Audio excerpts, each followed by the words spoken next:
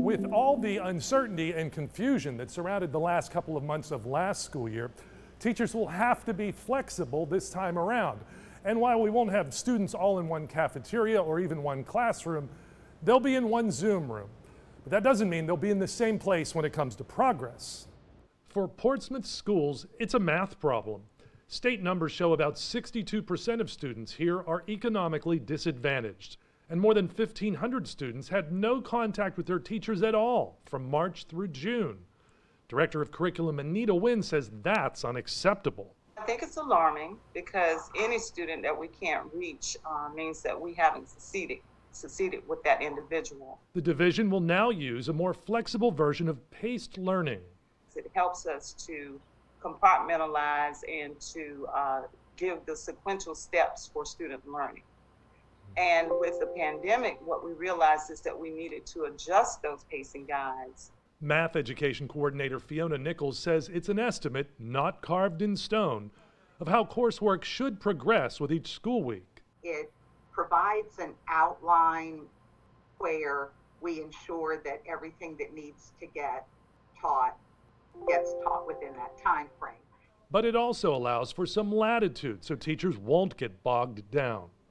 And let's say maybe 4 days are allotted to this topic, and within 2 days kids have it, well, by all means move forward. Yeah. Teachers will do quick check assessments and work with students in small groups to find the gaps.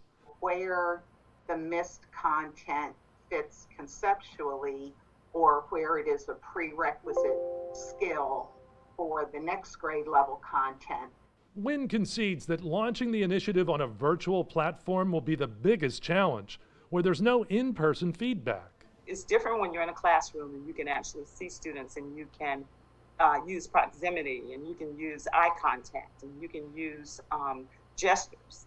With the right level of teacher flexibility, Nichols and Wynn agree that the paced learning approach can work in almost any classroom setting. Portsmouth rolled out the idea during summer school. Each day gives us data.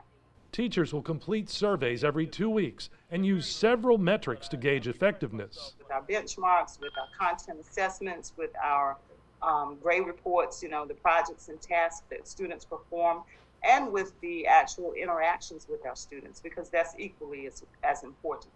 Unlike the virtual classes last spring, all student work will now be graded. And students are being held accountable for the work that they're submitting. Portsmouth Public Schools will be entirely online, at least for the first 9 weeks. And the division will provide internet access and devices to those students who don't already have them.